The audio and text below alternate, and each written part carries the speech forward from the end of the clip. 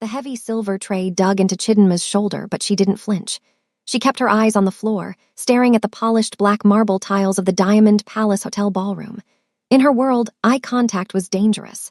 Eye contact meant you were seen, and being seen was the quickest way to get killed. "Move it, girl," the floor manager, a sweaty man named Jenkins, hissed in her ear. He shoved her slightly between the shoulder blades. "The Beak family will be here in 10 minutes. There is a single spot on these glasses, you're fired. You hear me? Fired and blacklisted." "Yes, sir," Chidinma whispered.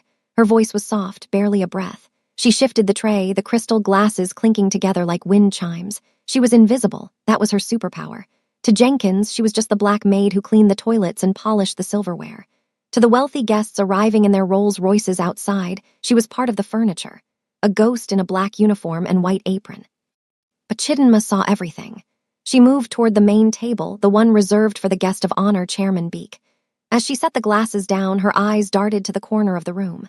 A waiter was standing there. He was new. He had been hired yesterday. Jenkins had yelled at him for being slow, but Chidinma noticed something else. The new waiter stood too still. His feet were planted shoulder-width apart, like he was ready to fight, not serve soup. He kept checking his left pocket. Every 30 seconds, his hand drifted to his side, tapping the fabric. Gun, Chidinma thought. Glock 19. Standard issue. She placed a wine glass down with perfect precision. Her heart wasn't racing. Her hands didn't shake. Inside, she felt a cold, familiar calm. It was the same calm she felt 10 years ago when the men in masks kicked down the door of her foster home in Busan. The same calm she felt when she hid in the closet and listened to her Korean mother beg for her life before the silence came. She had survived that night. She had learned. She had trained in the shadows, waiting for the people who ordered the hit. And now she was standing in the middle of their empire. The double doors at the front of the ballroom burst open. The air in the room changed instantly. It got heavy. Cold. Beak Du-hyun walked in first. He was terrifying. That was the only word for him. He wore a black suit that cost more than Chidinma made in 5 years. His hair was slicked back, revealing a sharp, cruel face. He didn't look like a businessman. He looked like a predator. He scanned the room, his dark eyes moving over every face, every exit, every shadow. He was the heir, the prince of the Park Syndicate, the man who broke fingers just to make a point. Chidinma stepped back against the wall, bowing her head. Du-hyun walked right past her. The scent of expensive cologne and gun oil drifted off him. He stopped 3 feet away from her to talk to his head of security. "Is the perimeter secure?" Du-hyun asked. His voice was deep, rough like gravel. "Yes, sir," the guard replied. "Metal detectors at every door." "Check again," Du-hyun snapped. "My father is already in a bad mood. If anything ruins his birthday dinner, I will personally peel the skin off your face. Do you understand?" "Yes, boss." Du-hyun turned. For a split second, his eyes landed on Chidinma. She stopped breathing. She forced herself to look small, scared, pathetic. She let her shoulders slump. She stared at his shiny shoes. He scoffed, a sound of pure disgust, and looked away. He didn't see a threat. He just saw a maid. But Chidinma saw the reflection in the window behind him. The fake waiter in the corner was moving. He had a clear line of sight to the main chair where the chairman would sit. He wasn't looking at the guests. He was staring at the door, waiting for the old man. Chidinma gripped her empty tray. If she did nothing, the chairman would die tonight. If she acted, she would blow her cover. The fake waiter reached into his pocket. He wasn't waiting for the chairman to sit. He was going to start shooting the moment the doors opened again. Du-hyun's back was turned. He didn't see it. Chidinma's muscles tightened. She had a split second to decide. Stop. Before we find out if Chidinma risks her life or lets the bullets fly, I need you to do something for me. First, tell me in the comments, where are you watching this story from right now? Are you safe in your bed or are you on the bus? Let me know. Second, I need you to rate this video from 1 to 10. Be honest. And finally, listen to me closely. If you do not hit that subscribe button for timeless K-Love right now, you are leaving Chidinma alone in that room with a killer. She has nobody. Her family is gone. She's the only thing standing between an innocent old man and a bullet. Don't be the reason she fails. Don't let the bad guys win today. Hit subscribe, turn on the bell, and let's help her survive. Are you ready? Let's get back to the danger. The doors opened again. "Chairman Beak," someone announced. An old man walked in. He was shorter than his son, leaning heavily on a cane with a dragon head carved into the handle. He had white hair and a face full of deep wrinkles, but his eyes were sharp. He looked tired. He looked like a man who had seen too much blood in his life. The room erupted in applause. People in expensive dresses and tuxedos clapped, smiling fake smiles. Chidinma didn't clap. She watched the waiter. The man's hand was fully in his pocket now. He took a step forward. He was pulling the gun out. The silencer caught the light of the chandelier. It was subtle, barely a flash of metal, but Chidinma saw it. She was 10 feet away from him. Du Hyun was 20 feet away, looking at his father. Chidinma moved. She didn't run. Running would draw attention. She tripped. She threw herself forward, pretending to catch her foot on the edge of the carpet. She lunged with a heavy silver tray in her hand. It looked like a clumsy accident, the mistake of a stupid, terrified maid. She crashed into the fake waiter just as he raised the gun. "Oh no!" she screamed, her voice high and shrill. She slammed into him with the force of a linebacker, but she made it look like a fall. Her shoulder hit his chest. The tray in her hand clattered loudly against his arm, the arm holding the gun. Crack! The sound of bone hitting metal was masked by the noise of the tray hitting the floor. The waiter grunted in pain. The gun slipped from his fingers, but he caught it against his body, hiding it under his jacket before it could hit the ground. He stumbled back, knocking into a table of champagne flutes. Glass shattered everywhere. "You stupid bitch!" the waiter hissed at her, his eyes wild with panic and rage. The entire room went silent, the music stopped, the clapping died. Chidinma fell to her knees amidst the broken glass. She didn't care that a shard sliced into her knee. She bowed her head, pressing her forehead to the cold floor. She was trembling, but not from fear. She was trembling from the effort of not snapping the waiter's neck right there in front of everyone. "I'm sorry, I'm so sorry." She wailed, keeping her head down. Heavy footsteps approached. Fast. "What the hell is this?" Du Hyun's voice boomed like thunder. He was there in a second. He grabbed the fake waiter by the lapel, shoving him back to stabilize him, not realizing the man was holding a gun under his coat. "Get this mess cleaned up," Du Hyun snarled, glaring down at Chidinma. "Who hired this idiot? Jenkins." Jenkins came running, his face pale. I'm sorry, sir. Mr. Beek, I apologize." "She's new, she's clumsy. Get her out of here," Du Hyun ordered. He looked at Chidinma with pure hatred. "You just ruined my father's entrance. If I see your face again, I'll have you thrown off the roof." The fake waiter was recovering. He realized he had lost the element of surprise, but he was close enough. He was standing right next to Du Hyun. He could shoot the son, then the father. Chidinma saw the waiter's eyes shift. He was going to shoot Du Hyun point blank. She couldn't tackle him again. That would be too obvious. She had to freeze the room. She had to do something so shocking that it would stop time. She looked up. Chairman Beek had walked over to see what the commotion was. He was standing right behind Du Hyun, looking down at the mess with a frown. Chidinma locked eyes with the old man. She saw the weariness in his face. It reminded her of her foster father, the man who had taken her in when she was an orphan in Busan, the man who had taught her how to eat kimchi and how to bow. She didn't speak in English. She didn't speak in the polite, standard Korean taught in schools. She opened her mouth and the rough, salty, aggressive accent of the Busan docks came out. "Ego, elder. The wind is cold tonight," she said, her voice dropping the high-pitched Maid act. It was deep, resonant, and perfectly native. "You should watch your bad hip. Standing around watching broken glass isn't good for your bones." The silence that followed was heavier than death. It wasn't just Korean. It was Satori. It was the specific, gritty dialect of the Busan underworld, spoken with the perfect intonation of a local grandmother. Chairman Beek's eyes went wide. His jaw actually dropped. Du Hyun froze. He looked at his father, then snapped his head down to look at the black woman on her knees in the glass. He looked like he had been slapped in the face. The fake waiter was so confused he hesitated. His hand froze on the gun inside his jacket. What the hell? Chairman Beek stepped forward, pushing his son aside. He leaned on his cane, staring at Chidinma as if she were a ghost. "What?" The chairman's voice shook. "What did you just say to me?" Chidinma didn't back down. She stayed on her knees, but she kept her head up now. "I said the floor is cold, elder, and there is trash standing next to your son that needs to be taken out." She flicked her eyes toward the fake waiter. Du Hyun was sharp. He saw the look. He saw the shift in the waiter's stance. The hesitation was over. The waiter ripped the gun out.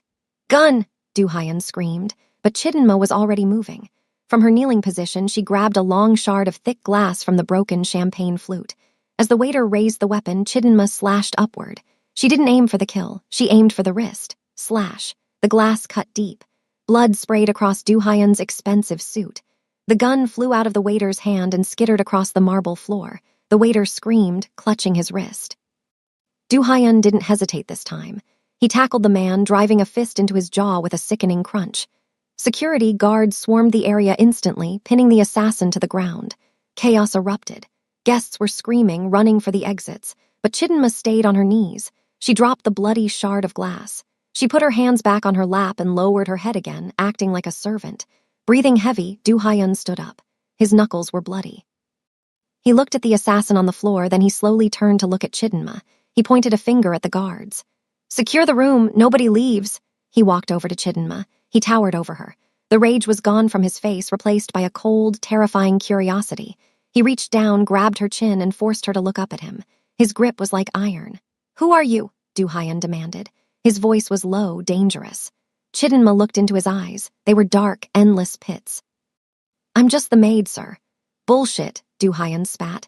"Maids don't spot a Glock 19 under a dinner jacket, and maids from Lowe's Angels don't speak Busan dialect better than my own father." Chairman Beek stepped closer, his cane tapping on the floor. He ignored the blood. He ignored the screaming guests. He was staring at Chidinma with a strange, haunted expression. "Let her go, son," the chairman said softly. Du Hyun didn't let go.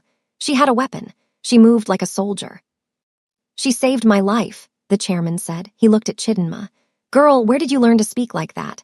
Chidinma swallowed hard. She knew this was the point of no return. She could lie, but they wouldn't believe her. "I grew up in the fish markets of Jagalchi," Chidinma said, keeping the thick accent.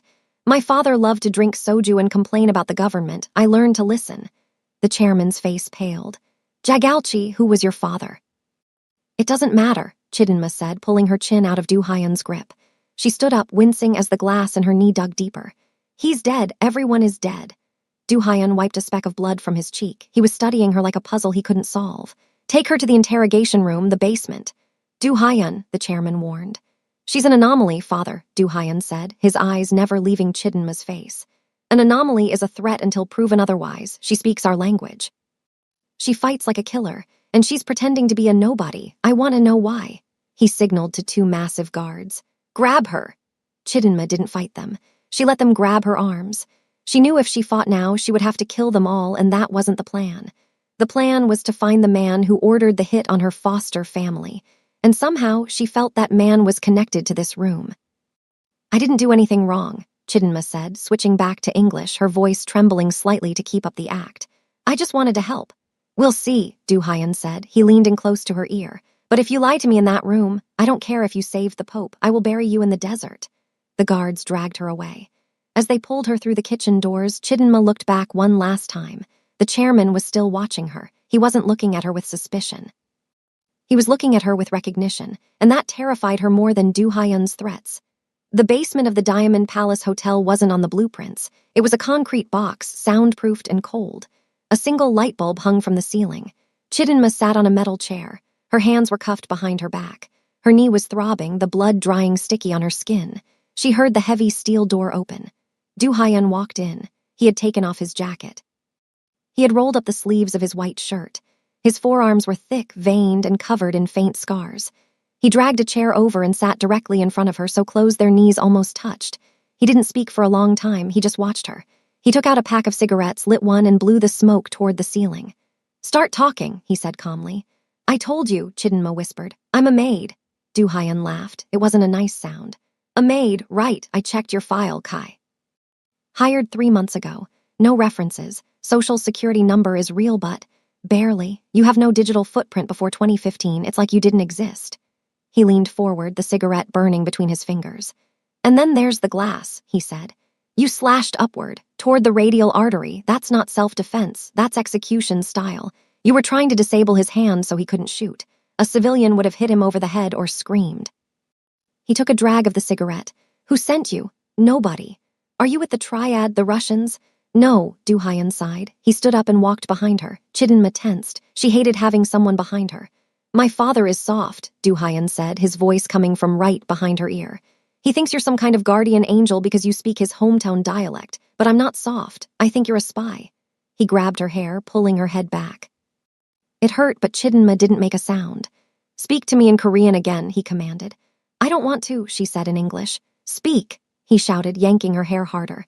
"Giaseikki," she hissed. Du Hyun froze, then he let go of her hair and walked back around to face her. A small, twisted smile appeared on his lips. "Son of a bitch," he translated. "Okay, so you have a temper, good." He leaned against the wall, crossing his arms. "The man you stopped, the waiter. My men are talking to him right now in the other room. He's going to spill everything in about 10 minutes. If he tells me he knows you, you're dead." He doesn't know me, Chidinma said firmly. He looked at me like I was dirt, just like you do. Du Hyan's eyes narrowed. I don't look at you like dirt, I look at you like a problem. Suddenly, the door burst open again. Jenkins, the floor manager, was shoved into the room by a guard. Jenkins was crying, snot running down his face. Mr. Beek. Please, I didn't know. Jenkins sobbed, falling to his knees. Du Hyan didn't even look at him. He kept his eyes on Chidinma. Jenkins here hired the hitman, isn't that right, Jenkins? I took a bribe, Jenkins wailed. They gave me $10,000 just to hire him. I didn't know he had a gun, please. And what about her? Du Hyan pointed at Chidinma. Did you hire her too? Yes. She walked in off the street 3 months ago. She begged for a job. She said she would work for minimum wage. I just needed bodies. Du Hyan looked back at Chidinma.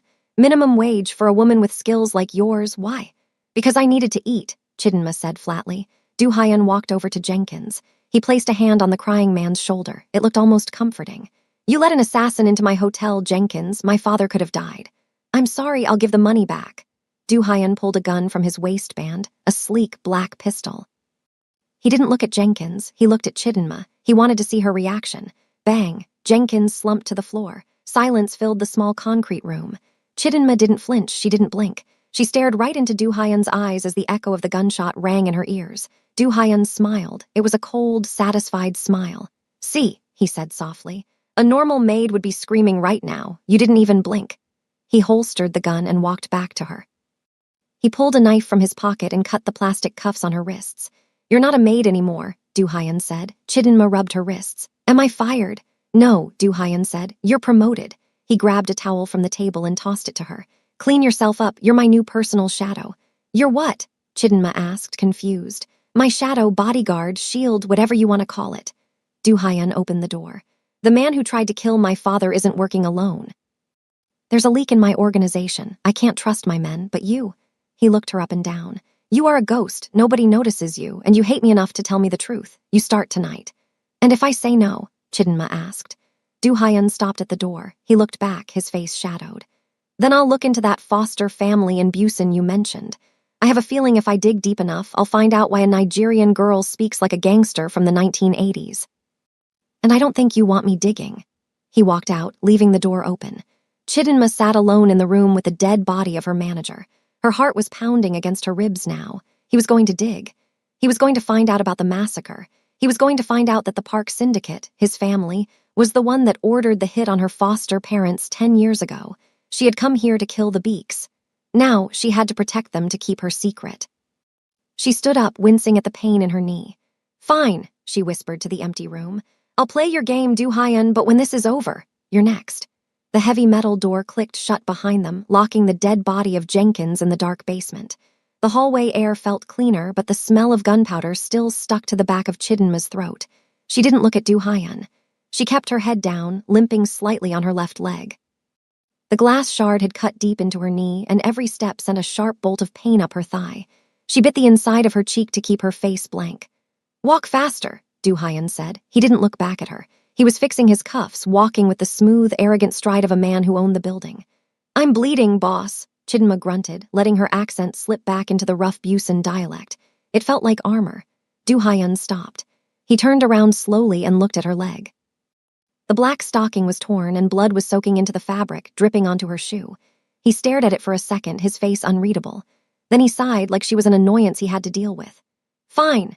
He walked over to her. Before she could react, he swept her up into his arms. Chidinma stiffened. Her hands instinctively went to push him away to strike his throat, but she forced herself to stop. She was a maid. Maids didn't karate chop mafia bosses. Maids gasped and held on.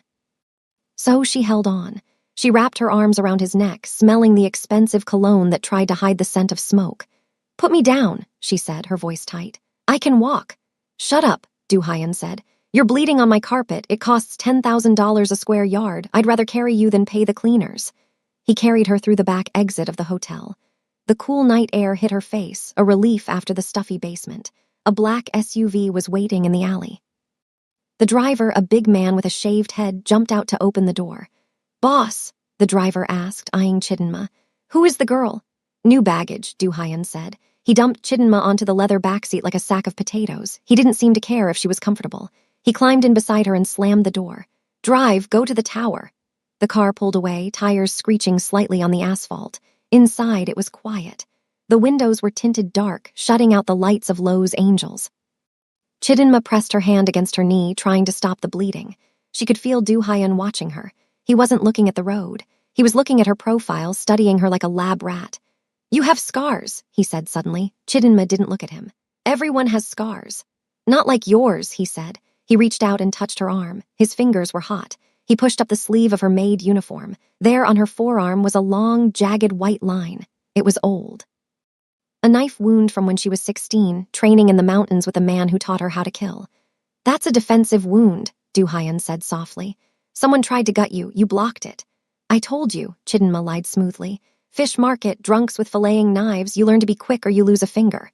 Do Hyun laughed. It was a low, dark sound.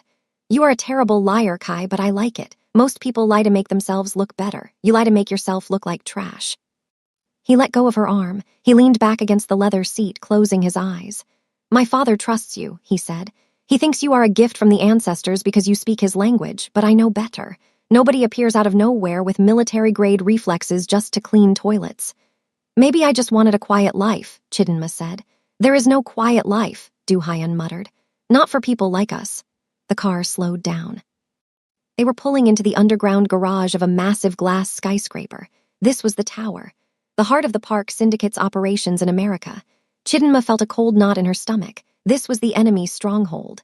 10 years ago, men from this organization had slaughtered her foster family. They had burned her home to the ground. She had sworn to kill every single person responsible, and now she was moving in with them. The car stopped. "Get out," Do Hyun said. He didn't carry her this time. He walked toward the elevator, expecting her to follow. Chidinma limped after him. The elevator ride was silent. The numbers climbed higher and higher, 30, 40, 50. They stopped at the top floor, the penthouse. The doors opened directly into a massive living room. It was all glass and steel, cold and empty. The view of the city was breathtaking, but the room felt like a prison. There were no photos on the walls, no personal items. Just expensive furniture that looked like it had never been sat on. "Sit," Do Hyun pointed to a white leather sofa. Chidinma sat. She was careful not to get blood on the white leather this time. Do Hyun walked to a cabinet and poured himself a drink. Amber liquid splashed into a glass. He didn't offer her one. He drank it in one swallow, then turned to her. "Take off your clothes," he said. Chidinma froze. Her hand went to the collar of her uniform. She stared at him, her eyes narrowing dangerously. "Excuse me," Do Hyun rolled his eyes. "Don't flatter yourself. You smell like dishwater and dead manager, and you're bleeding. I need my shadow to look intimidating, not like a victim." He threw a first aid kit onto the coffee table. Then he walked into a side room and came back with a pile of clothes. He tossed them at her face. "Put these on. Clean the wound. I have a call to make. You have 10 minutes." He turned his back and walked out to the balcony, sliding the glass door shut behind him. Chidinma let out a breath she didn't know she was holding. She looked at the clothes, a black tactical shirt, black cargo pants, heavy boots. He wasn't dressing her like a woman. He was dressing her like a soldier. She worked quickly. She stripped off the Maid uniform, wincing as she peeled the fabric away from her cut knee. She opened the first aid kit. Her movements were precise. She cleaned the wound with alcohol, not making a sound even though it burned like fire. She stitched the worst part of the cut with a needle and thread from the kit, her hands steady. Then she wrapped it tight in gauze. She put on the new clothes. The shirt was tight across her chest, but the material was good, flexible, breathable. The pants had pockets everywhere. She stood up. She felt different. The maid was gone.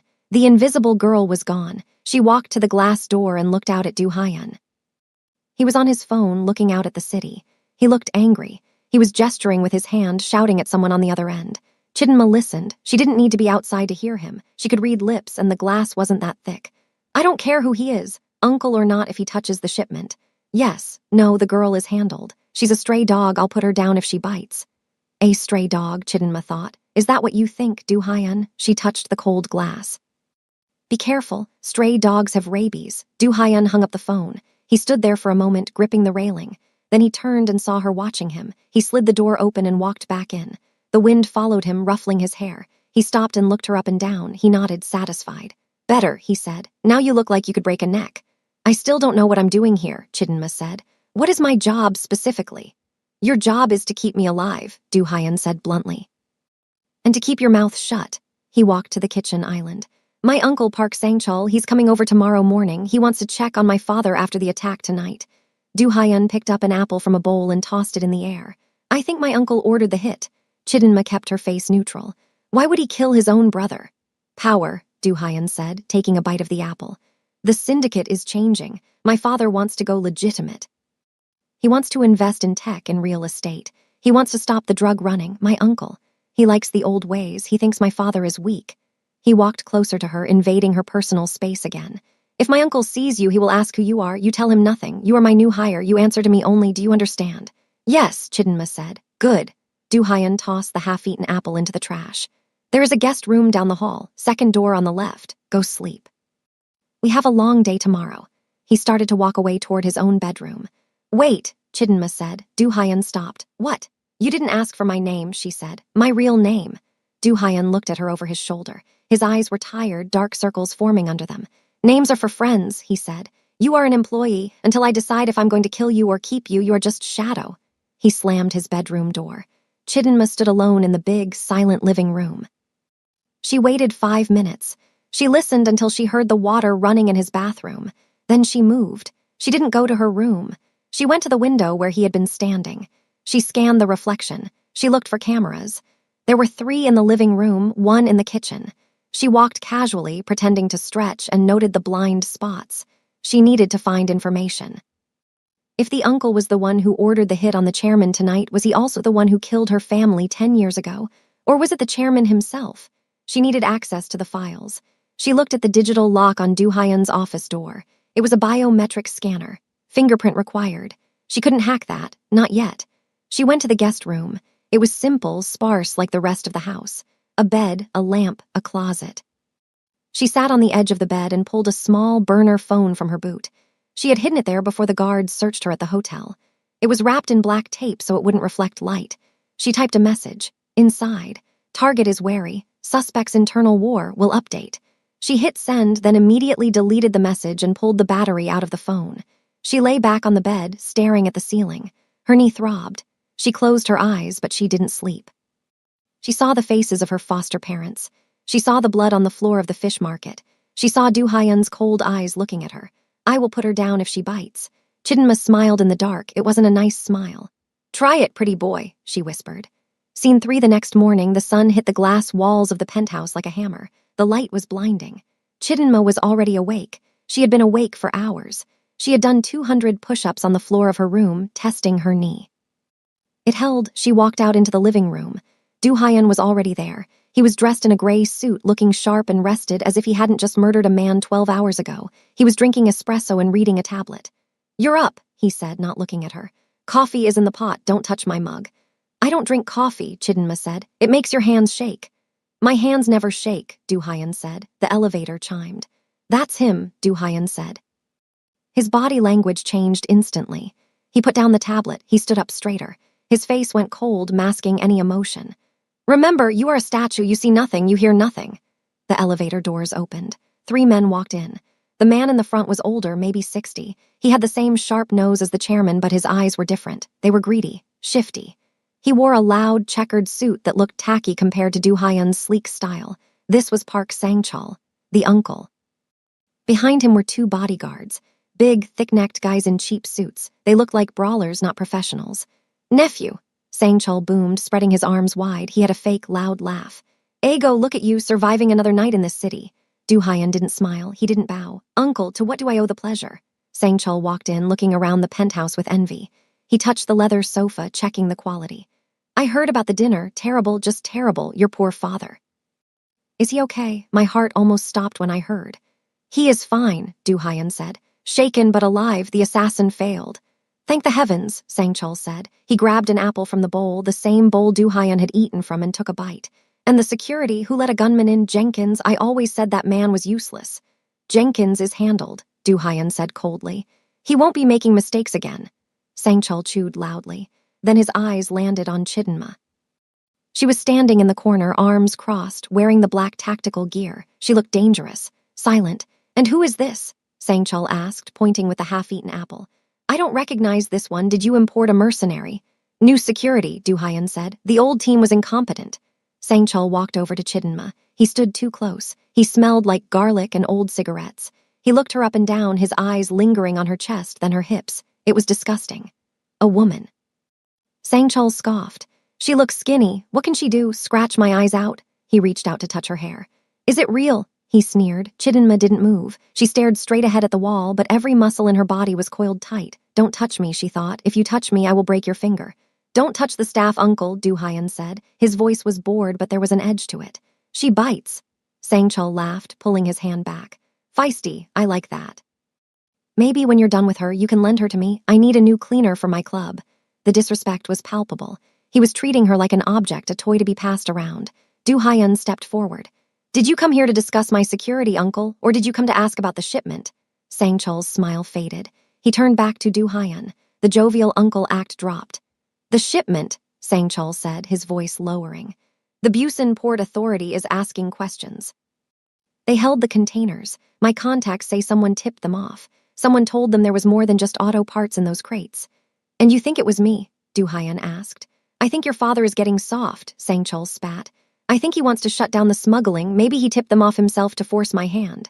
My father built this empire, Du Hyan said, his voice dropping to a growl. He wouldn't sabotage his own blood. Wouldn't he? Sang-chul challenged. He talks about legitimacy. Legitimacy doesn't pay for $10,000 carpets, nephew. It doesn't pay for this view. The two bodyguards behind Sang-chul shifted. They put their hands inside their jackets. The tension in the room skyrocketed. It was sudden, violent. Du Hyan didn't flinch. He just looked at his uncle. If you have an accusation, make it, Du Hyan said. I'm saying, Sang-chul whispered, stepping closer, that if the chairman is too old to lead, maybe it's time for new blood. Or maybe we just need to trim the dead weight. It was a threat, a direct threat against Du Hyan's father. Chidinma saw the bodyguard on the left twitch. He was pulling a gun. She didn't wait for an order. In one fluid motion, Chidinma pushed off the wall. She moved so fast she was a blur. She didn't go for the uncle. She went for the guard. She closed the distance in 2 steps. Before the guard could clear his weapon from his holster, Chidinma drove her knee into his stomach. Oof. The air left his lungs. As he doubled over, she grabbed his head and slammed it into the granite counter of the kitchen island. Crack. The guard crumpled to the floor, unconscious. The second guard panicked. He tried to draw his gun. Du Hyan was already moving. He grabbed a heavy crystal decanter from the table and smashed it across the second guard's face. Whiskey and glass flew everywhere. The man went down screaming, clutching his eyes. Silence returned to the room. Sang-chul stood there, holding his half-eaten apple, his mouth open. He looked at his 2 down men. Then he looked at Chidinma, who was standing over the first guard, breathing calmly. She looked at Sang-chul. Her eyes were dead. You dropped your apple, she said. Sang-chul looked down. The apple had fallen from his hand and rolled onto the floor. He looked back at Du Hyan. His face was pale. You attacked my men, Sang-chul sputtered. This is war, I will tell the council. Your men drew weapons in my house, Du Hyan said calmly. He pulled a handkerchief from his pocket and wiped a spot of whiskey off his sleeve. That is an act of aggression. My security just reacted. He walked over to his uncle. Get out, Du Hyan whispered. And take your trash with you. If you ever threaten my father again, I won't use the decanter next time. I'll use her. He pointed at Chidinma. Sang-chul stared at Chidinma with pure fear now. He realized she wasn't just a maid. She was a weapon. You'll regret this, Sang-chul hissed. He kicked his groaning guards. Get up, you idiots.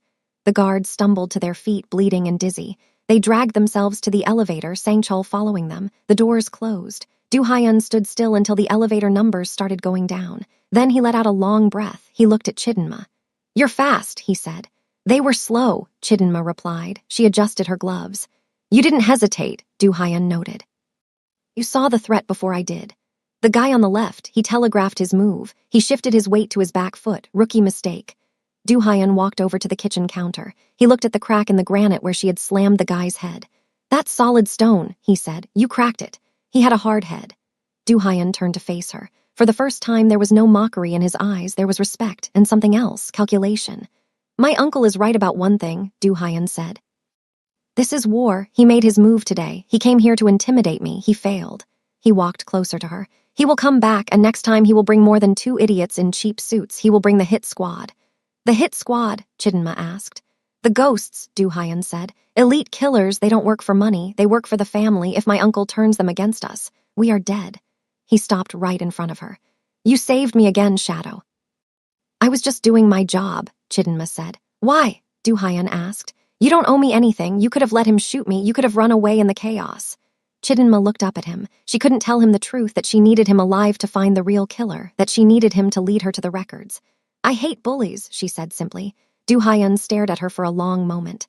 Then slowly the corner of his mouth lifted. "Good answer." He reached into his pocket and pulled out a key card. He held it out to her. "What is this?" she asked. "Access card," he said. "Level 1 clearance. It gets you into the gym, the garage, and the armory." He pressed it into her hand. His fingers brushed her palm. The touch lingered for a second too long. "Welcome to the team, Shadow. Try not to die." The armory was hidden behind a false wall in the walk-in closet.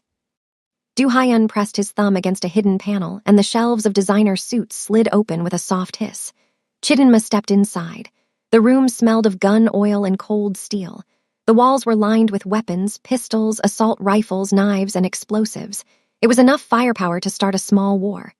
"Pick your poison," Du Hyun said, leaning against the doorframe. He watched her closely.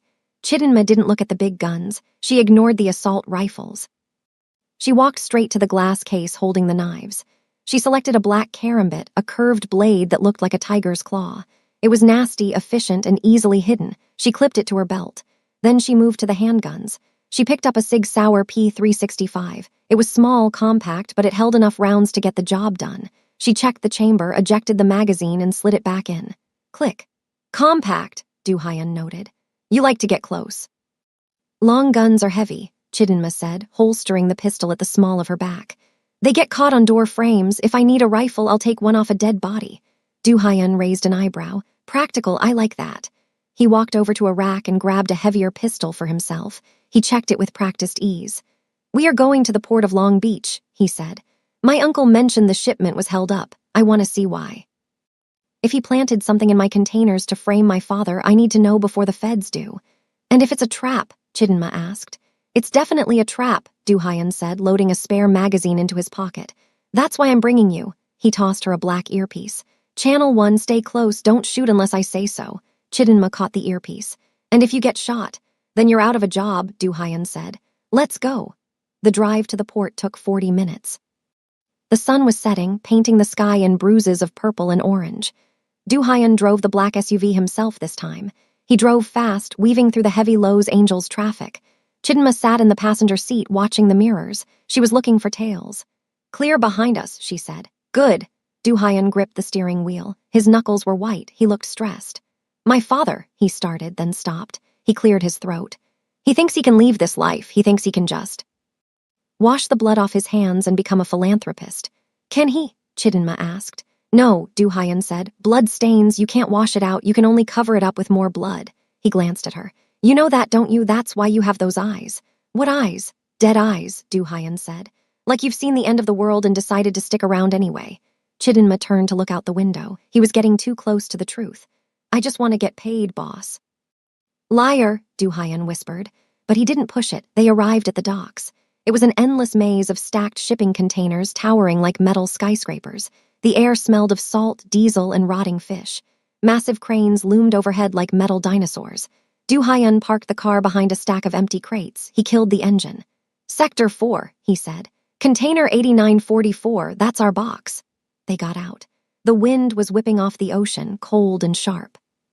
Chidinma scanned the area. It was too quiet. A port this big should have noise, trucks, workers, seagulls, but Sector 4 was dead silent. "It feels wrong," Chidinma murmured. She touched the earpiece. "Too quiet." "I know," Du Hyun said. He pulled his gun. "Stay low." They moved through the shadows of the containers. Chidinma moved silently, her boots making no sound on the pavement. Du Hyun was good, but she was better. She was a ghost. They found container 8944. The lock was broken. The heavy metal doors were slightly ajar. Du Hyun signaled for her to cover the left side. He moved to the right. He reached out and pulled the door open. The container was empty, no auto parts, no drugs, nothing. "Empty," Du Hyun hissed. "He played us." Click. The sound came from above. Chidinma didn't think. She reacted. She tackled Du Hyun, slamming him into the side of the metal container just as a bullet sparked against the pavement where he had been standing. "Sniper!" she screamed. Another shot rang out, echoing through the metal canyons. This one hit the container door, inches from Chidinma's head. "Move!" Du Hyun shouted. They scrambled into the empty container for cover. Bullets pinged against the outside metal like hail. It was a kill box. "He knew we were coming," Du Hyun growled. He was breathing hard, pressing his back against the cold steel wall. My uncle. He emptied the container to lure me in. Where is the shooter? Chidinma asked. She was calm. Her heart rate hadn't even gone up. Crane, north side, Du-hyun said. He has the high ground, we're pinned. Chidinma peeked through the crack in the doors. She saw the glint of a scope on the crane platform about 200 yards away. One shooter, she said, but he's not alone, look. She pointed to the ground level. Shadows were moving between the stacks, men in tactical gear, 4 of them, maybe more. The ghosts, Du-hyun said. They're here to finish the job. He checked his magazine. I have 15 rounds, you. 12, Chidinma said, and a knife. Great odds, Du-hyun muttered. Listen, I'll draw their fire, you loop around and take out the guys on the ground. No, Chidinma said. Du-hyun looked at her, shocked. I gave you an order, Shadow.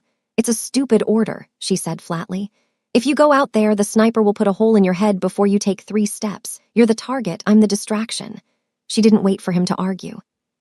She ripped a piece of fabric from her black cargo pants and wrapped it around a loose piece of metal pipe on the floor. When I say go, you shoot the guy on the left. I'll get the sniper. How? Du-hyun asked. You have a pistol. That crane is 200 yards away. Just cover me, she said. She threw the metal pipe out the door. It clattered loudly. The sniper fired. Ping. At the exact same moment, Chidinma rolled out the other side. She didn't aim at the crane. She aimed at a fuel drum sitting near the base of the crane's structure. It was red, rusted, and marked flammable. She fired 3 shots in rapid succession. Pop, pop, pop. The bullets punctured the drum. Fuel sprayed out, but it didn't explode, it just leaked. Damn it, Du-hyun cursed. It's diesel, it doesn't ignite like in the movies. Wait for it, Chidinma whispered. She fired 1 more shot. This time, she didn't aim at the drum. She aimed at the metal sparking strip on the crane leg right next to the puddle. The spark hit the fumes. Whoosh. A wall of fire erupted at the base of the crane. Smoke billowed up, thick and black, instantly blinding the sniper's view. Now, Chidinma yelled. Du-hyun stepped out and fired. He took down the first mercenary who was rushing their position. 2 shots to the chest. The man dropped. Chidinma was already moving. She sprinted toward the stack of crates on the right. A second mercenary popped out, raising a submachine gun. Chidinma didn't stop. She slid on her knees, the asphalt tearing at her pants, and fired upward. Her bullet caught him in the throat. He gurgled and fell. She scrambled up the side of the shipping container, using the locking mechanisms as a ladder. She needed height. Du-hyun was holding his own on the ground. He was taking cover behind a forklift, trading shots with 2 more attackers. He was good. He shot with precision, not panic. Chidinma reached the top of the container stack. She looked down. 1 mercenary was flanking Du-hyun. He was sneaking up behind him with a shotgun. Du-hyun didn't see him. Boss, 6 o'clock! Chidinma screamed into her earpiece. Du-hyun spun around, but he was too slow. The man raised the shotgun. Chidinma didn't have a clear shot with her gun. Her angle was bad. She threw the knife. The black karambit spun through the air. It wasn't a throw she had practiced often, but she put all her rage into it. The blade buried itself in the mercenary's shoulder. He screamed, dropping the shotgun. The blast went off into the ground, missing Du-hyun by inches. Du-hyun finished him with a single shot to the head. Silence fell over the docks. The fire at the crane was crackling, sending black smoke into the night sky. The sniper had fled, his perch compromised by the heat and smoke. Du-hyun stood amidst the bodies. He was breathing heavy, sweat dripping down his face. He looked up at the top of the container stack where Chidinma was crouching. He signaled all clear with his hand. Chidinma climbed down. She walked over to the man she had stabbed. She pulled her knife out of his shoulder and wiped the blood on his shirt. Du-hyun watched her. He holstered his gun.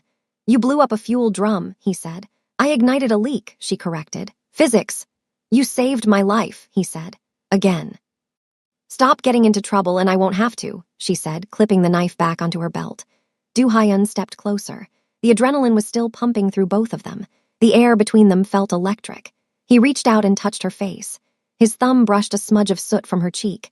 Chidinma froze. Her heart hammered against her ribs. This was the man whose family killed hers. She should hate his touch. She should want to vomit, but she didn't. His hand was warm.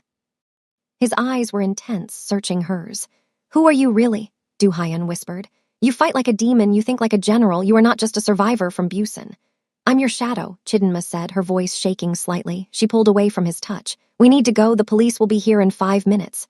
Du-hyun let his hand drop. The moment passed, but the tension remained. Right, he said. Let's go. They walked back to the car. Du-hyun didn't drive fast this time. He drove carefully. My uncle tried to kill me, Du-hyun said after a long silence. The gloves are off. What will you do? Chidinma asked. I'm going to kill him, Du Haiyan said. But not yet. He has powerful friends on the council. I need proof that he betrayed the family. I need to find the leak. He glanced at her. The man you stabbed, he had a tattoo on his neck. Did you see it? A spider, Chidinma said. Black Widow. That's the symbol of the Black Sun Gang, Du Haiyan said.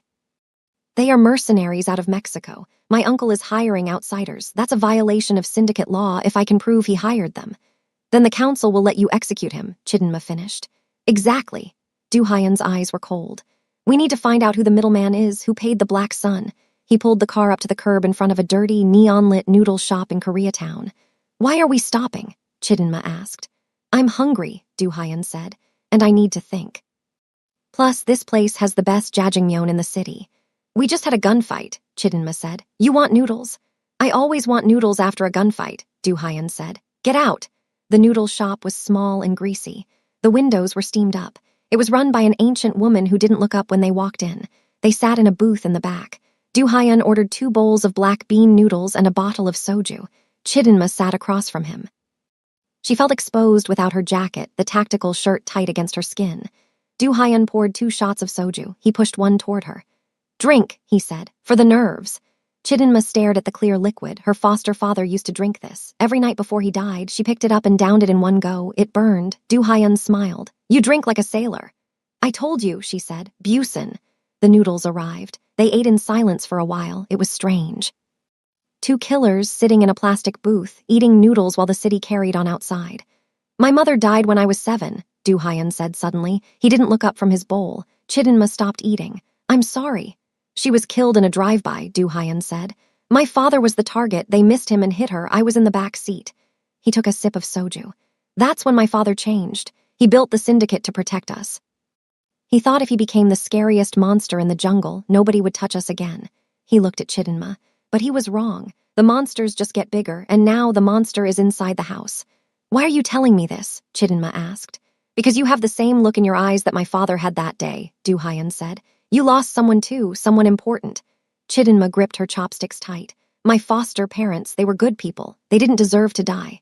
Who killed them? I don't know, Chidinma lied. Robbery gone wrong. If you ever find out who did it, Du Haiyan said, his voice low and serious, tell me, I'll help you kill them. Chidinma felt a chill run down her spine. The irony was suffocating. You are the one I want to kill, Du Haiyan, you and your father. But looking at him now, seeing the pain in his eyes, she felt a crack in her resolve. He wasn't just a monster. He was a boy who watched his mother die, just like she was a girl who watched her family die. No, she told herself, don't sympathize with him, he is the mission. I handle my own problems, Chidinma said coldly. Du Haiyan nodded. I respect that. His phone buzzed. He picked it up and frowned. What is it? My father, Du Haiyan said. He wants to see us, both of us, at the estate. Now, yes, he says he has news about the assassin from the hotel. Du Haiyan stood up, throwing $100 bill on the table. Let's go. If the chairman calls, you don't keep him waiting. The Beak Estate was a fortress in the Hollywood Hills. High walls, armed guards, cameras everywhere. It was more secure than the White House. They drove through the iron gates. Chidinma felt her stomach twist. This was where the order had come from. 10 years ago, a call was made from this house that ended her life. They walked into the main hall. It was filled with traditional Korean art. Vases, paintings of mountains, old swords. Chairman Beak was sitting in a wheelchair by the fireplace. Looked frailer than he had at the hotel. The stress was eating him alive. Father, Du Haiyan said, bowing low. Chidinma bowed too, keeping her head down. Du Haiyan, the chairman said. His voice was raspy. And the girl, the one from Jagalchi. Her name is Shadow now, Du Haiyan said. The chairman chuckled. Shadow, a fitting name. He wheeled himself closer to Chidinma. He looked up at her with those sharp old eyes. I checked your story, the chairman said. Chidinma's blood ran cold. He knows I'm lying. There was no fishmonger in Jagalchi with a black daughter, the chairman said softly. I called my old friends in Busan. Nobody remembers you. Du Haiyan stiffened. His hand drifted toward his gun. She lied. Wait, the chairman said. He held up a hand. He looked at Chidinma with a strange softness. But they did remember a rumor, the chairman said. A rumor about a foreign girl who was taken in by the Kang family, Kang Min-ho, a good man. He ran a small shipping business.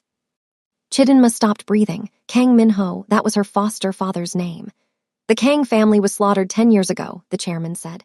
Burned to ash, they never found the girl's body. He leaned forward. Is that you, child? Are you Min-ho's daughter? Chidinma couldn't speak. She felt tears stinging her eyes. She hadn't heard his name spoken aloud in a decade. Answer him, Du Haiyan commanded, his voice tight. Yes, Chidinma whispered. I am Kang Chidinma. The chairman closed his eyes. He looked pained. I knew Minho, the chairman said. We were competitors once, but we had respect. When I heard he died, I was angry. I thought it was the Russians. It wasn't the Russians, Chidinma said, her voice shaking with suppressed rage. It was the Park Syndicate, your men. I saw the patch on their jackets, the dragon. Du Haiyan looked at his father. Father, is this true? No, the chairman said firmly. I never ordered that hit. Minho was a friend. I would never kill a friend. I saw the patch. Chidinma shouted. She forgot her place. She stepped forward, her hands balled into fists. Don't lie to me. 10 years I have waited. 10 years I have trained to kill the man who took them from me. The guards in the room raised their weapons. Du Haiyan stepped between Chidinma and the guards, holding up his hand to stop them. Stand down, Du Haiyan ordered the guards. He turned to Chidinma. Calm down now. How can I be calm? Chidinma yelled. I am standing in front of the devil. I'm not the devil who killed your father, the chairman said sadly, but I think I know who is. He wheeled himself to a safe in the wall. He opened it and pulled out an old, yellowed file. 10 years ago, my brother, Sangchul, was running the enforcement division. He came to me and said Minho was stealing our roots. He asked for permission to send a message. The chairman threw the file on the table. I told him no. I told him Minho was off limits, but 2 days later, Minho was dead. Chidinma looked at the file. It was a report, signed by Park Sangchul. It listed the operation as unauthorized cleanup. My brother did it, the chairman said. He used my men, he used my symbol, but he did it behind my back, just like he tried to kill me last night. The room went silent. Chidinma felt the ground shift beneath her feet. For 10 years, she had hated the chairman. She had hated Du Haiyan. But the real monster was the uncle, the man she had met this morning. The man who had looked at her like she was a piece of meat. He killed them, Chidinma whispered. He killed them all. Yes, the chairman said. And for that I am sorry. I failed to control my brother. Your family's blood is on my hands because I was too weak to stop him. Du Haiyan picked up the file. He read it quickly. His face darkened. He killed a whole family just to take a shipping route, Du Haiyan asked. And he blamed us. He has no honor, the chairman said. Now he wants to take the throne. Du Haiyan looked at Chidinma. You said you wanted revenge, Du Haiyan said. Yes. Good, Du Haiyan said. Because now our goals are the same. My uncle dies tonight. Tonight, the chairman asked. He will be guarded. He is at his club, the Red Dragon. I don't care, Du Haiyan said. He looked at Chidinma. We are going to walk into that club and we are going to burn it down. He handed the file back to his father. Are you with me, Chidinma? Du Haiyan asked. He used her real name. Chidinma looked at the file. She looked at the chairman, who looked old and regretful. Then she looked at Du Haiyan, the man who had saved her life today, the man who wanted to help her kill her nightmare. She wiped her eyes. Her face went cold. The mask was back in place. I'm with you, she said. But the uncle is mine. I get the final blow.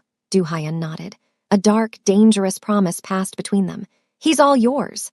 The black SUV tore down Sunset Boulevard. The city was a blur of neon lights and shadows, but inside the car, the air was heavy and cold. Chidinma checked her gun for the 3rd time. She pulled the slide back, saw the brass shine of the bullet, and let it snap forward. Click. Stop doing that, Du Haiyan said. He wasn't looking at her. He was staring at the road, his jaw set hard like stone. I'm checking my equipment, Chidinma said. You're nervous, Du Haiyan countered. Or you're eager, I can't tell which. I'm ready, she said. 10 years, Du Haiyan. Imagine holding your breath for 10 years. Tonight I finally get to exhale. Du Haiyan merged onto the freeway, speeding past a slow sedan. He is still my uncle. He changed my diapers. He taught me how to fish. Chidinma stiffened. If you can't do it. I didn't say I can't do it, Du Haiyan interrupted, his voice sharp. I said I remember who he was before the greed ate him, but the man who killed your family, that isn't my uncle. That is a cancer. And you cut out cancer before it kills the host. He glanced at her, his eyes dark. Just promise me one thing, Shadow. What? Don't die, Du Haiyan said. Finding a good bodyguard is a pain in the ass. Chidinma almost smiled. Almost. Drive the car, boss. The Red Dragon Club was a fortress of sin in the middle of Koreatown. From the outside, it looked like an old warehouse painted black. But the bass from the music inside was so heavy it rattled the teeth in Chidinma's skull before they even opened the doors. A line of people waited outside, girls in short dresses, guys in expensive sneakers, hoping to get past the velvet rope. Du Haiyan didn't wait in line. He walked straight to the bouncer, a giant Samoan man with tattoos covering his face. The bouncer stepped forward to block them, then saw Du Haiyan's face. He froze. The color drained from his skin. Mr. Beak, the bouncer stammered. We weren't expecting you. Clearly, Du Hyan said. Is my uncle inside? Yes, sir, VIP one, but he gave strict orders. Du Hyan didn't listen. He walked past the bouncer. Chidinma followed, her hand resting near the small of her back where her gun was tucked. They entered the club. It was an assault on the senses. The air was hot and smelled of sweat, expensive perfume, and dry ice. Red lasers cut through the smoke, flashing over hundreds of bodies dancing on the main floor. The music was a pounding, rhythmic thud that vibrated in Chidinma's chest. Thump, thump, thump. It sounded like a giant heart dying. Du Hyan moved through the crowd like a shark in a school of fish. People instinctively moved out of his way. They sensed the danger coming off him. He headed for the stairs in the back, leading up to the glass-walled VIP boxes that overlooked the dance floor. 2 guards stood at the bottom of the stairs. They wore the red armbands of the uncle's personal crew. Boss, one of them said, stepping forward. Private party. Uncle Sangchul said no disturbances. Du Hyan didn't slow down. He didn't speak. He just kept walking. When the guard reached out to stop him, Du Hyan grabbed the man's finger and bent it back until it snapped. Snap. The guard screamed, but the music swallowed the sound. Du Hyan slammed his palm into the man's nose, sending him crumbling to the stairs. The second guard went for his radio. Chidinma moved. She stepped out from behind Du Hyan, grabbing the second guard by the throat. She squeezed, cutting off his air, and drove her knee into his groin. He doubled over. She shoved him into the darkness under the stairs. Clean, Chidinma said. They walked up the stairs. The VIP corridor was quieter. The walls were lined with red velvet. At the end of the hall was a double door made of black wood. VIP 1. Du Hyan stopped. He fixed his suit jacket. He ran a hand through his hair. He looked like he was about to walk into a board meeting, not a murder scene. He will have the Black Sun mercenaries inside, Du Hyan whispered. Probably 3 or 4 plus his personal guard. I'll take the mercenaries, Chidinma said. You talk to your uncle. Make it quick, Du Hyan said. He kicked the doors open. The room was massive. Leather couches, a private bar, a karaoke machine flashing lights in the corner. Park Sangchul was sitting on the center couch, a glass of whiskey in his hand, a cigar in his mouth. He was laughing at something a woman next to him had said. There were 4 other men in the room, hard men. They wore tactical vests over their t-shirts. They weren't drinking. They were watching the door. When the doors flew open, the laughter stopped. Sangchul looked up. His smile vanished. He slowly put his glass down on the table. Nephew, Sangchul said. His voice was too loud in the sudden silence. You have terrible manners. Knocking is polite. Du Hyan walked into the center of the room. Chidinma slid in behind him, moving to the left, putting her back against the wall. She scanned the room. 4 targets, 2 near the bar, 2 near the window. I didn't come to be polite, uncle, Du Hyan said. I came to ask you a question. Oh, Sangchul waved his hand, signaling the women in the room to leave. The terrified girls scrambled past Du Hyan, running out the door. Now it was just the family. And the killers? Ask your question, Sangchul said. He didn't look afraid, he looked annoyed. 10 years ago, Du Hyan said. The Kang family in Busan, did you kill them? Sangchul paused. He took a puff of his cigar, then he laughed. That you came all this way for ancient history. Sangchul shook his head. Your father is getting sentimental in his old age. Did he show you the file, the one I signed? So you admit it, Du Hyan said. I admit I did what was necessary. Sangchul shouted, standing up. Minho was a thief. He was stealing our roots. Your father was too weak to pull the trigger, so I did it for him. I built this empire while he played king. He pointed the cigar at Du Hyan. And now you come here with your little pet, he sneered at Chidinma, to judge me. I am the only reason you have a throne to sit on. You killed a mother and a father, Du Hyan said calmly. And a little girl. Collateral damage, Sangchul spat. Business is business. Chidinma felt a cold fire ignite in her stomach. Collateral damage, that's what he called her family, that's what he called her life. She stepped forward. The light from the karaoke machine washed over her face, red, then blue, then red again. The little girl didn't die, Chidinma said. Sangchul looked at her, he squinted. What? The little girl, Chidinma said, her voice trembling with rage. She hid in the closet. She saw your boots, snake skin, size 10. She heard you laugh when you set the fire. Sangchul's eyes went wide. He looked at her boots, he looked at her face. You, he whispered, the maid. I am not a maid, Chidinma said. She pulled the Sig Sauer from her back. I am the collateral damage. Kill them, Sangchul screamed, diving behind the leather couch. The 4 mercenaries moved instantly. Bang, bang, bang, the room exploded into chaos. Du Hyan dove to the right, flipping a heavy oak table over for cover.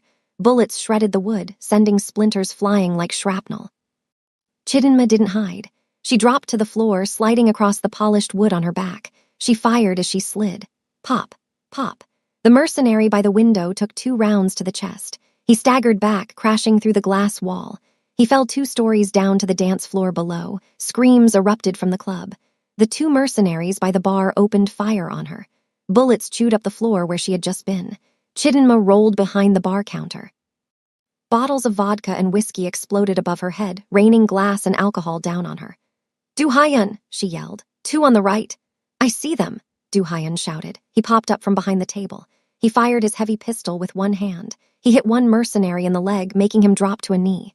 Chidinma vaulted over the bar. She landed on top of the kneeling mercenary. She didn't use her gun. She used her knife. She drove the blade into his neck, ripping it sideways. Warm blood sprayed across her face. The last mercenary turned his gun on her. He was 5 feet away, too close to miss.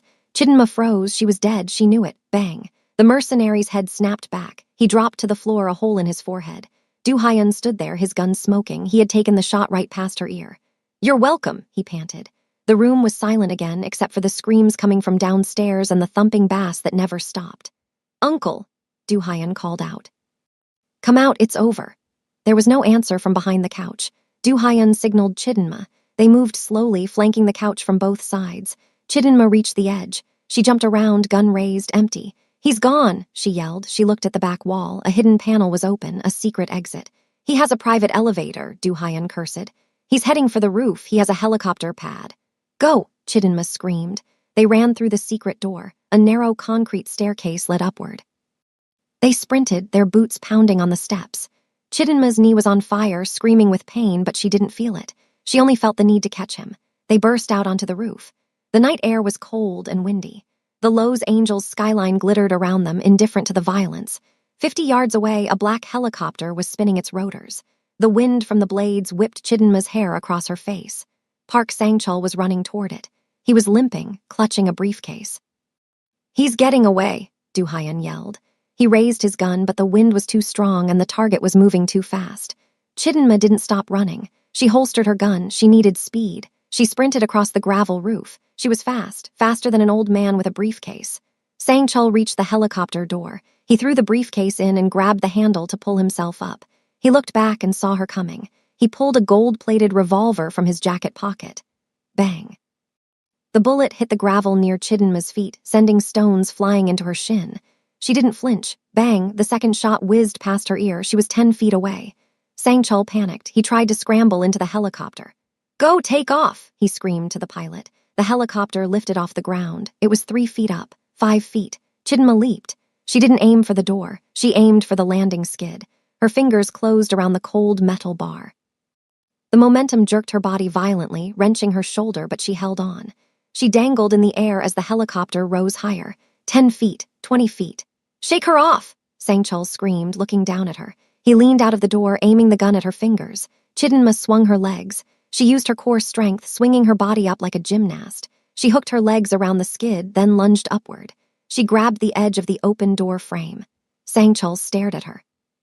His eyes were bulging. He looked at her like she was a demon crawling out of hell. "Get off!" he shrieked. He raised the gun to her face. Chidinma reached out with her free hand. She didn't go for the gun. She grabbed his tie. She yanked him forward. Sang-chul lost his balance. He tumbled out of the secure seat, falling toward the open door. The helicopter swerved. Chidinma pulled herself into the cabin. She kicked Sang-chul in the chest, pinning him against the door frame. The wind roared outside, a 1,000-foot drop waiting below. The pilot was shouting, trying to stabilize the bird. Chidinma looked at Sang-chul. He was terrified. He was crying. The big, bad Mafia boss was just a scared old man. "Please," Sang-chul begged, the wind tearing his words away. "I'll give you money. I'll give you everything. Millions. Just let me live." Chidinma leaned close to his face. "My father pleaded too," she whispered. "He begged you to let my mother go. You shot him in the throat." Sang-chul sobbed. I'm sorry. "Tell them," Chidinma said, tears finally spilling from her eyes. "When you get to hell, tell them Chidinma sent you." She let go of his tie. She shoved him, hard. Sang-chul screamed as he fell backward out of the helicopter. His arms flailed in the air. He fell down, disappearing into the dark city lights below. Chidinma watched him fall until he was gone. She slumped back against the seat, breathing hard. It was done. The monster was dead. She looked at the pilot. He was terrified, staring at her with wide eyes. "Put it down," Chidinma said, pointing to the roof of the club. "Now." The pilot nodded frantically. The helicopter descended slowly. When the skids touched the gravel, Chidinma jumped out. Du Hyan was waiting for her. He stood near the edge of the roof, his coat flapping in the wind. He had watched the whole thing. Chidinma walked toward him. Her legs felt like jelly. The adrenaline was crashing. Her knee throbbed. Her shoulder burned. She stopped in front of him. "He's dead," she said. Du Hyan nodded. "I know, I saw." He looked at her with a mixture of awe and fear. "You jumped onto a moving helicopter," he said. "I had to catch my ride," she mumbled. She swayed, her vision blurred. The exhaustion of 10 years hit her all at once. Du Hyan caught her before she fell. He wrapped his arms around her, holding her up. "I've got you," he said softly. "I've got you, Kai." He didn't call her Shadow, he called her Kai. "It's over," she whispered into his chest. "It's finally over." "No," Du Hyan said, stroking her hair. "The revenge is over, but the life is just starting." Epilogue. 3 months later, the cemetery in Busan was quiet. It was on a hill overlooking the ocean. The air smelled of salt and pine. Chidinma stood in front of 3 stone markers. She had paid for them with her first paycheck from Du Hyan. Kang Min-ho, Kang Jae-yoon, Kang Soo-jin. She placed a white chrysanthemum on each grave. Then she poured a cup of soju onto the earth for her father. "I did it, Appa," she whispered in Korean. "The man who hurt you is gone. He will never hurt anyone again." She stood there for a long time, watching the waves crash against the rocks below. She felt lighter. The heavy stone she had carried in her heart for a decade was gone. She heard footsteps on the gravel behind her. She didn't flinch. She knew that walk. "You missed your flight," Du Hyan said. He was wearing a black trench coat. He stood next to her, looking at the graves. He bowed his head respectfully. "I wasn't ready to leave," Chidinma said. "I know," Du Hyan said. "That's why I brought the jet here instead." He turned to look at her. His face was softer now. The dark circles were gone. He looked like a man who slept at night. "My father is retiring," Du Hyan said. "Officially, he's moving to a farm in Jeju. He wants to grow tangerines." "And you?" Chidinma asked. "Are you the king now?" "Someone has to run the city," Du Hyan said. "But I'm changing things. No more drugs, no more hits. We're going fully legit. Construction, tech, shipping." He paused. "I need a partner," he said. "Not a bodyguard, a partner, someone who keeps me honest, someone who isn't afraid to call me a son of a bitch when I'm being stupid." Chidinma smiled. It was a real smile this time. It reached her eyes. "The pay better be good," she said. "The pay is excellent," Du Hyan said. He reached into his pocket. He didn't pull out a gun. He pulled out a small velvet box. He didn't kneel. He just held it out to her. "And the benefits are lifetime," he added. Chidinma opened the box. Inside was a simple platinum ring, no diamonds, just strong, unbreakable metal. "Is this a contract?" she asked. "It's a promise," Du Hyan said. "I spent my whole life surrounded by people who wanted something from me. You are the only person who ever gave me something. You gave me the truth." He took her hand. His grip was warm and solid. "Will you stand with me, Chidinma, not as my shadow, as my equal?" Chidinma looked at the ring. Then she looked at the graves of her family. They wouldn't want her to be alone. They would want her to live. She looked back at Du Hyan, the Prince of Darkness who was trying to find the light. "Yes," she whispered. Du Hyan slid the ring onto her finger. He leaned in and kissed her. It wasn't desperate like the night at the club. It was slow, gentle, a kiss that promised a future. The wind blew through the pine trees. The ocean roared below. Chidinma closed her eyes. She wasn't invisible anymore. She was seen. She was loved. And for the first time in her life, she was free. "Let's go home," she said. "We are home," Du Hyan replied. They walked down the hill together, hand in hand, leaving the ghosts of the past behind them, walking toward the city that was waiting for its king and queen. The end. Thank you for watching this story on Timeless K-Love. If you loved Chidinma's journey from invisible maid to badass queen, please smash that like button right now. Comment Team Shadow below if you think she made the right choice. And if you haven't subscribed yet, what are you waiting for? We have new, dark, romantic stories coming every single day. Don't miss out. I'm your host, and I'll see you in the next video. Stay safe, stay romantic.